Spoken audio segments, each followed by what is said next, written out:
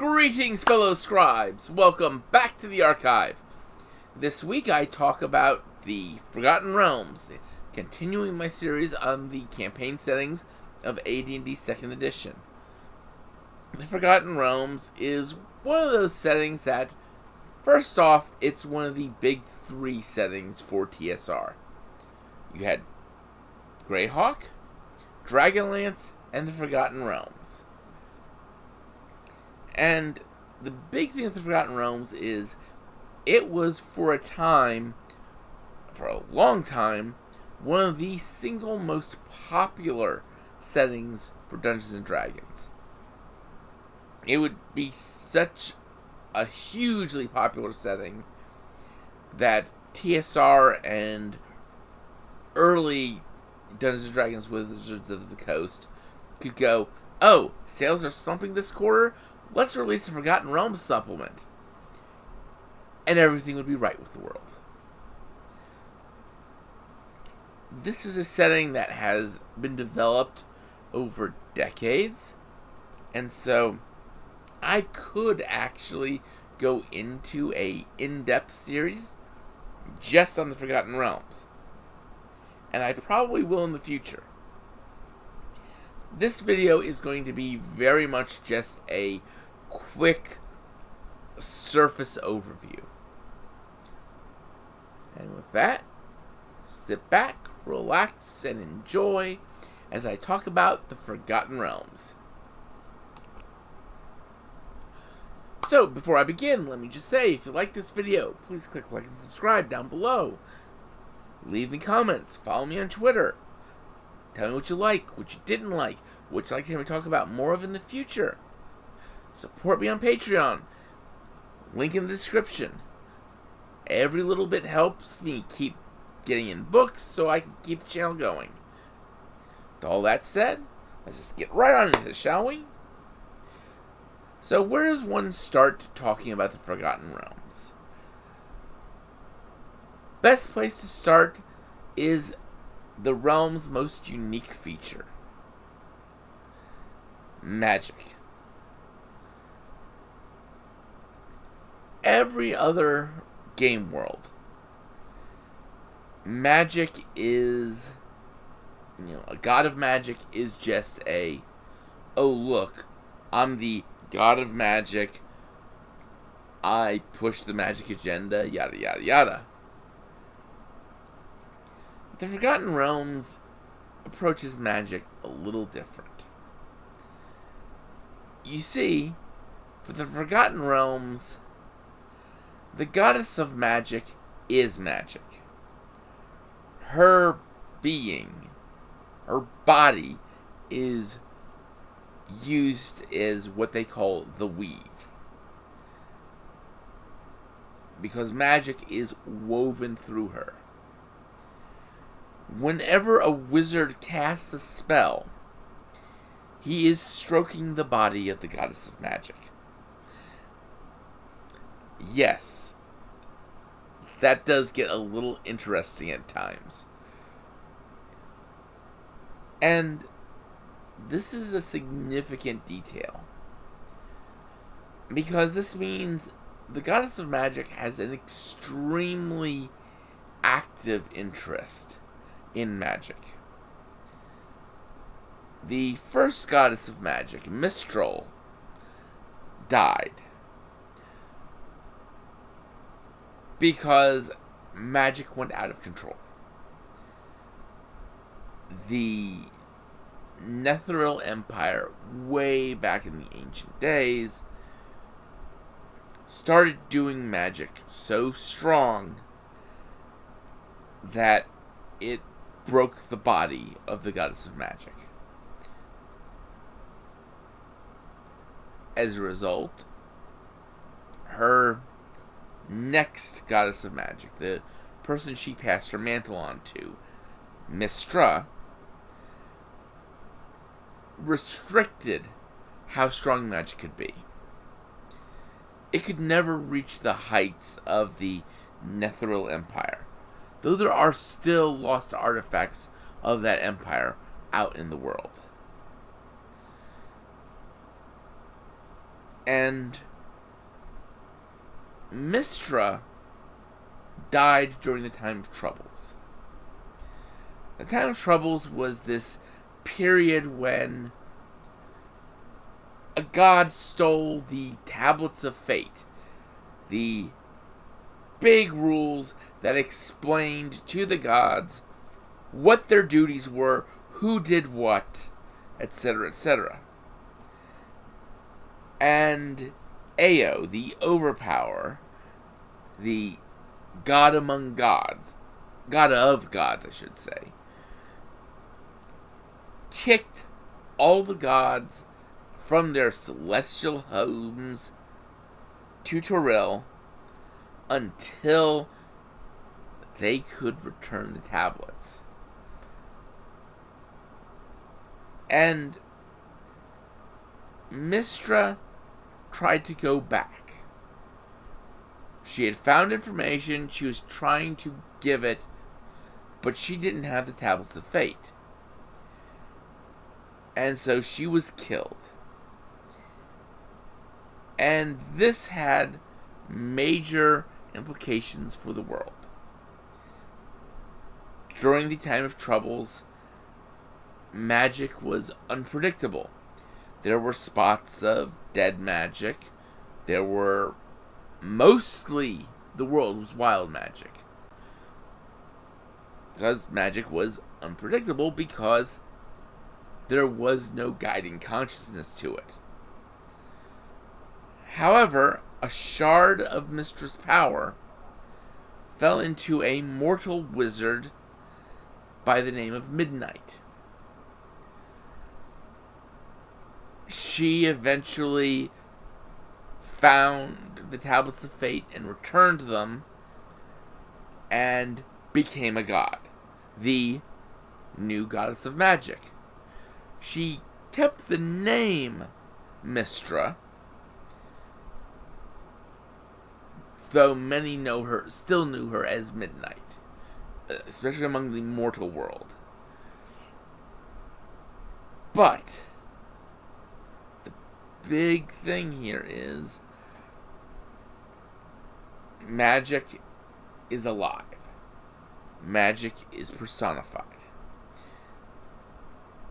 And I'm not talking about what happened in 4th edition version of Forgotten Realms, because frankly I didn't like it. It was literally just a let's create a story plot to make things match the way we've changed the system in a dramatic fashion.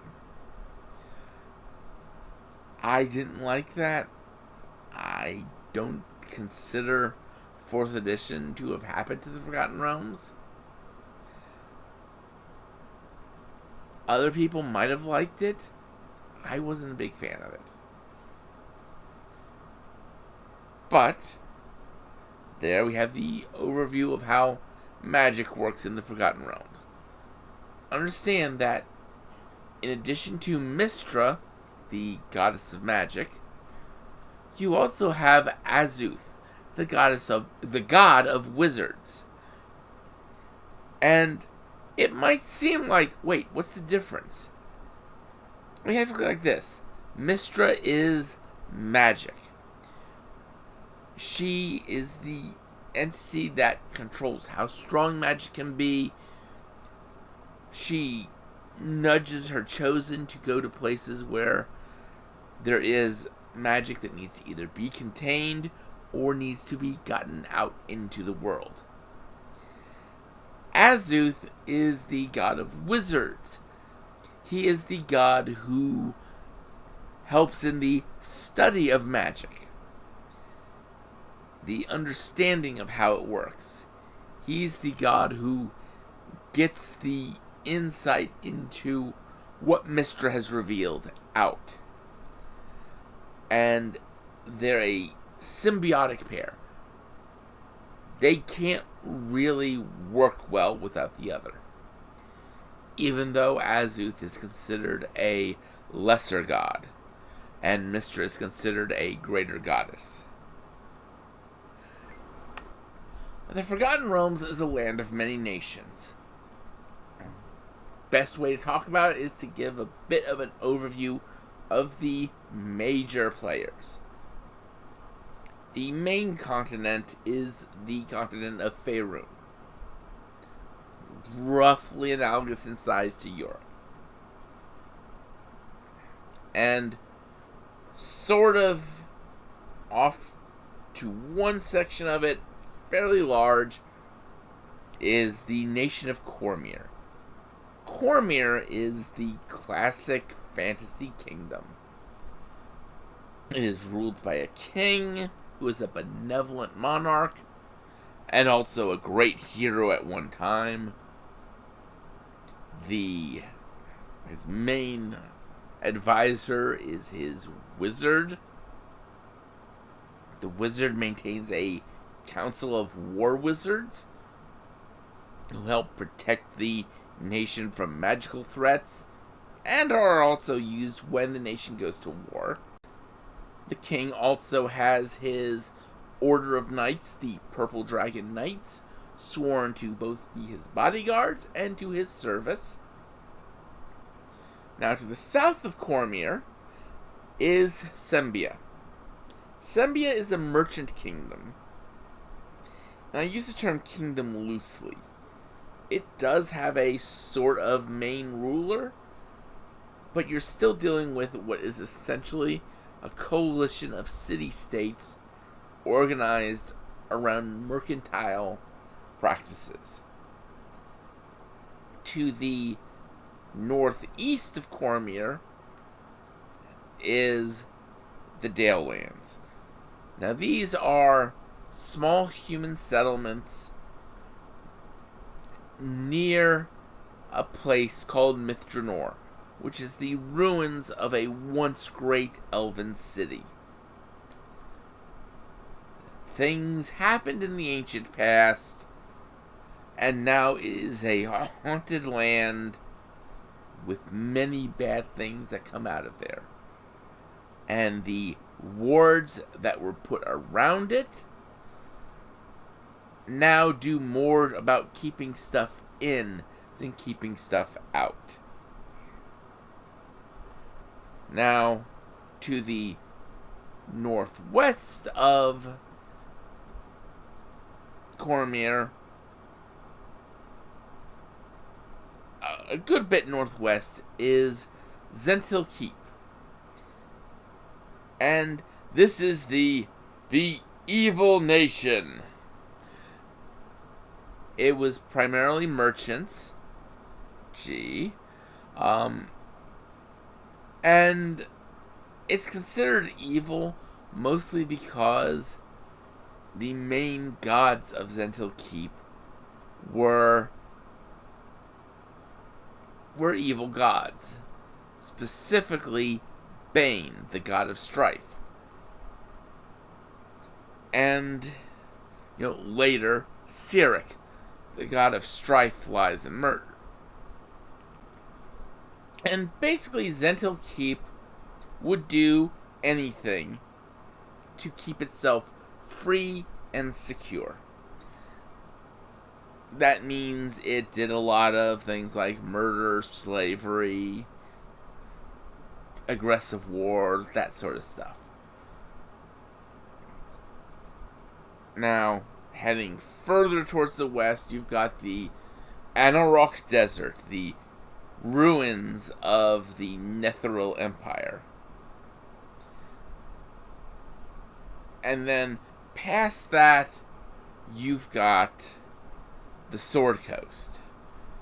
And two big things distinguish the Sword Coast.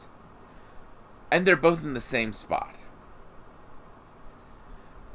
The great port city of Waterdeep and Undermountain. Undermountain is the lair of a mad wizard. And it goes deep under the mountain that is just north of Waterdeep. And adventurers come from all over Faerun to explore Undermountain, because there are great riches and great knowledge to be found there. There's also the temple to the good drow goddess.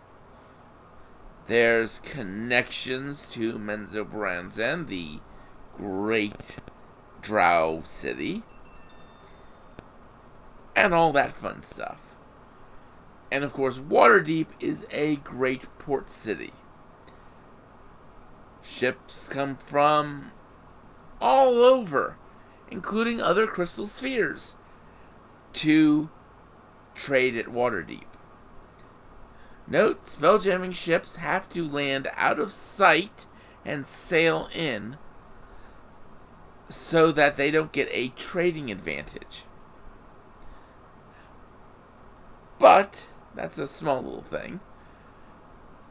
And the primary things that Waterdeep does is it supports adventurers going to explore Undermountain, and it does trading up and down the Sword Coast. Heading south, you've got nations of and Kalimshan. Heading further west, there are the islands with the frost giants on them. And that is basically the overview of the geography of the Forgotten Realms. This is a very, very brief overview. Like I said, I could go into great detail on all these nations and all these entries in a later video series, and I probably will. With that said, I just want you all to remember, next week I will be discussing Spelljammer. Until then, I'd like you all to remember to have fun and keep gaming.